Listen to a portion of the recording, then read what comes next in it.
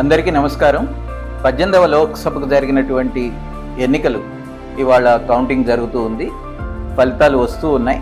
దాదాపు 543 స్థానాలకు జరిగినటువంటి ఎన్నికల్లో ఎన్డీఏ కూటమి ఇప్పటికున్నటువంటి ఫలితాల ప్రకారం 291 సీట్లలో ఆధిక్యంలో ఉంది. అట్లాగే ఇండియా కూటమి 234 స్థానాల్లో ఆధిక్యంలో ఉంది. ఈ రెండు కూటముల్లో లేనటువంటి ఇతర పార్టీలు ఒక 18 స్థానాల్లో ఆధిక్యంలో ఉన్నాయి. ఇప్పటికీ ఇంకా పూర్తి స్థాయి ఫలితాలు వెలువడలేదు, కానీ పూర్తిగా దేశంలో జరిగినటువంటి ఎన్నికలు వాటి ఫలితాలని అర్థం చేసుకోవడానికి ఈ ట్రెండ్ తోడ్పడుతుందనేదే అనుకుంటున్నాం.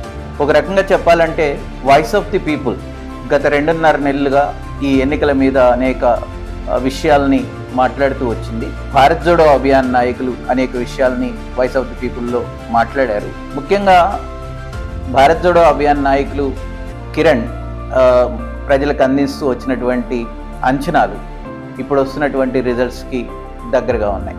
ఒక రకంగా మేము ఇది భారత ప్రజలు సాధించినటువంటి విజయంగా చూస్తున్నాం.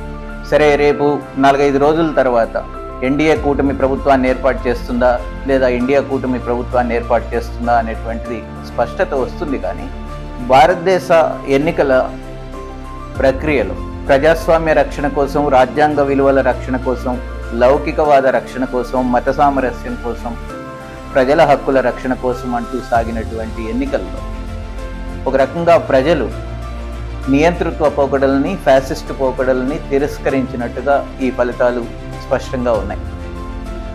ఎన్డీఏ కూటమి 291 స్థానాలు సాధించినట్టు మనకు కనపడుతుంది. కానీ గత ఎన్నికల్లో సొంతంగా 303 సీట్లు సాధించి సొంతంగానే ప్రభుత్వం ఏర్పాటు చేయగలిగినటువంటి మెజారిటీని సాధించిన బీజేపీ పార్టీ ఈసారి కేవలం 240 సీట్ల దగ్గర ఆగిపోయింది.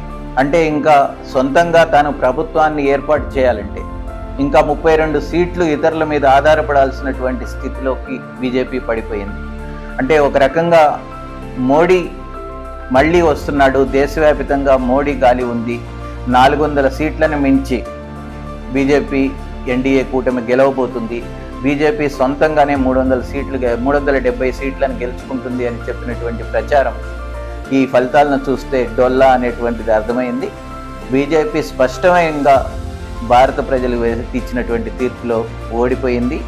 మెజారిటీ స్థానాలని, ప్రభుత్వాన్ని ఏర్పాటు చేయడానికి కావాల్సినటువంటి స్థానాలని సాధించకపోగా మోడీ గాలి అనేటువంటిది కూడా ఏమీ లేదనేది స్పష్టంగా అర్థమైపోయింది. ఈ సందర్భంగా తమిళనాడు, కేరళ ప్రజలకు కూడా ప్రత్యేక అభినందనలు చెప్పాలి. ఎందుకంటే బీజేపీ దక్షిణాదిలో విస్తరించడానికి చేసినటువంటి ప్రయత్నాలని కేరళ, తమిళనాడు ప్రజలు తీవ్రంగా తిరస్కరించారు. ఇండియా కూటమి వైపు బలంగా నిలబడ్డారు.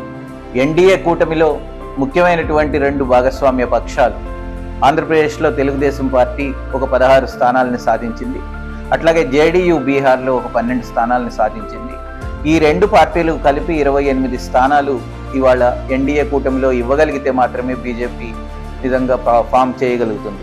ఈ 2 పార్టీలు తమ పాత లౌకికవాద స్వభావాన్ని గుర్తు చేసుకొని, భారత ప్రజలు ఇచ్చినటువంటి ఈ తీర్పుని అర్థం చేసుకొని నిజంగా తిరిగి లౌకికవాద వైపు, ఇండియా కూటమి వైపు నిలబడగలగడానికి ఒక నిర్ణయం తీసుకోగలిగితే అది ఖచ్చితంగా బీజేపీని పూర్తిగా ఎప్పటికీ అధికారంలోకి రాకుండా ఈసారి అడ్డుకోవడానికి అవకాశం ఉంటుంది.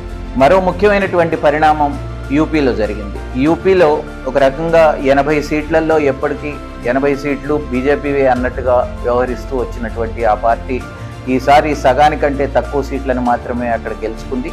ముఖ్యంగా కాంగ్రెస్, సమాజ్వాదీ పార్టీ కూటమి ఈసారి గ్రౌండ్ లెవెల్లో కూడా మంచి ఫలితాలను సాధించి అత్యధిక స్థానాలని యూపీలో సాధించింది. ఒక రకంగా రాహుల్ గాంధీ ఇవాళ ప్రెస్ మీట్లో చెప్పినట్టు భారతదేశ రాజ్యాంగాన్ని కాపాడుకునేటువంటి పోరాటంలో పేదలు విజయం సాధించారు. పేదలు ముఖ్యమైనటువంటి పాత్ర పోషించారు. ముఖ్యంగా ఉత్తరప్రదేశ్ పేదలు, సామాజికంగా అట్టడుగునున్నటువంటి వర్గాలు, మైనారిటీలు అందరూ కూడా ఇవాళ ముఖ్యమైనటువంటి పాత్రను పోషించి యూపీలో బీజేపీని చావుదెబ్బ కొట్టడానికి కారణమయ్యారు. అందుకని ఆ రాష్ట్ర ప్రజలకి మనం ప్రత్యేకంగా అభినందనలు చెప్పాలి. అట్లాగే ఉత్తర భారతదేశాన్ని చూస్తే రాజస్థాన్లో కూడా ఒకప్పుడు పూర్తిగా 25 సీట్లు గెలిచినటువంటి బీజేపీ పార్టీ ఈసారి సగం సీట్లను కూడా గెలుచుకోలేకపోయింది. అక్కడ కూడా ఇండియా కూటమి పుంజుకున్నది మనం గమనించాం. అట్లాగే మహారాష్ట్రలో శివసేన, నేషనలిస్ట్ కాంగ్రెస్ పార్టీ ఎన్సీపీని ఈ రెండింటిని చీల్చి ముక్కలు చేసినటువంటి బీజేపీ పార్టీకి ఈసారి మహారాష్ట్ర ప్రజలు బుద్ధి చెప్పారు. అక్కడ మహారాష్ట్రలో కూడా ఇండియా కూటమి పార్టీలు అత్యధిక సీట్లను సాధించుకున్నటువంటిది మనం చూస్తున్నాం. అట్లాగే దేశంలో మణిపూర్ని మనం జ్ఞాపకం చేసుకుంటాం ఎప్పుడు కూడా. అక్కడ జరిగినటువంటి హింస, అక్కడ కుకీ ప్రజల మీద జరిగినటువంటి దారుణ మారణకాండ, ఇది మనం చూసుకున్నప్పుడు కేంద్ర ప్రభుత్వం వాళ్ళ పట్ల వ్యవహరించినటువంటి అన్యాయపూరిత వైఖరిని మనం చూసినప్పుడు అక్కడ 2 సీట్లని ఈసారి ఇండియా కూటమి గెలుచుకుంది. బీజేపీని చిత్తుగా రాష్ట్ర ప్రజలు ఓడించారు. అట్లాగే లడాఖ్లో వాళ్ళు అక్కడ 6th షెడ్యూల్లో తమను చేర్చాలని కోరినటువంటి డిమాండ్తో వాళ్ళు దీక్షలు చేసినా కూడా వాళ్ళని బీజేపీ ప్రభుత్వం పట్టించుకోలేదు. అక్కడ కూడా ఒక స్వతంత్ర అభ్యర్థి బీజేపీ అభ్యర్థిని ఓడించి విజయం సాధించారు.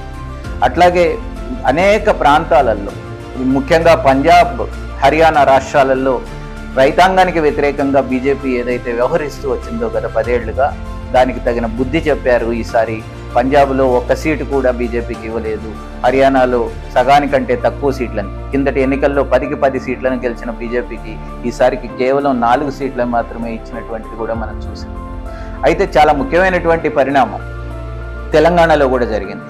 తెలంగాణలో ఒక రకంగా కాంగ్రెస్, బీజేపీ, బీఆర్ఎస్ 3 త్రిముఖ పోటీగా జరిగినప్పటికీ కూడా బీఆర్ఎస్ పార్టీ చివరి నిమిషంలో పూర్తిగా చేతులెత్తేసి బీజేపీకే ఓట్లు వేయండి అని తన క్యాడర్కి పిలిపించింది, తన అభిమానులకు పిలిపించింది. అందుకని బీజేపీ నిజంగా పాత 3 సీట్లను కూడా కోల్పోవలసినటువంటి బీజేపీ తెలంగాణలో 8 సీట్లు గెలుచుకున్నది.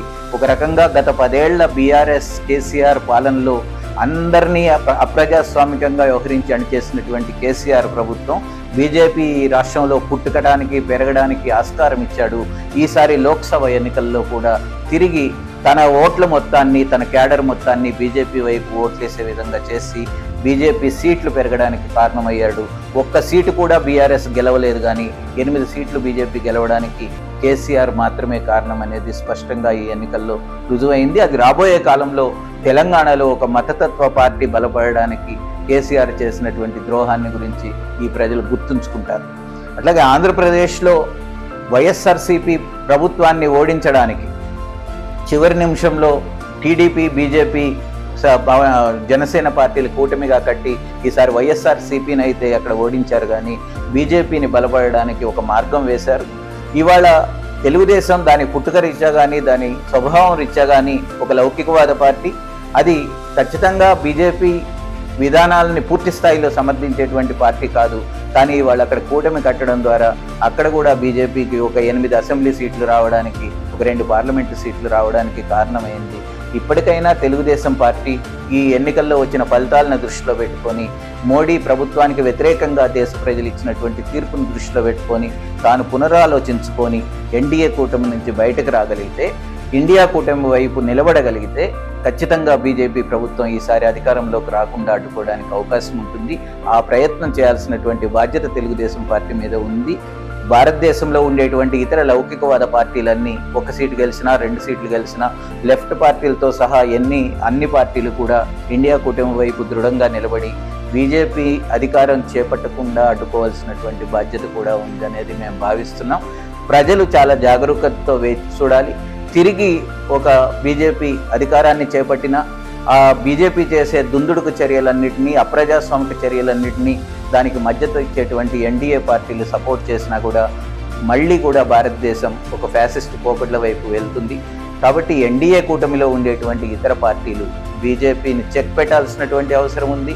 బీజేపీ పూర్తిగా దుందుడుకుగా పోకుండా అడ్డుకోవాల్సినటువంటి అవసరం కూడా ఉందనేది మేము భావిస్తున్నాం.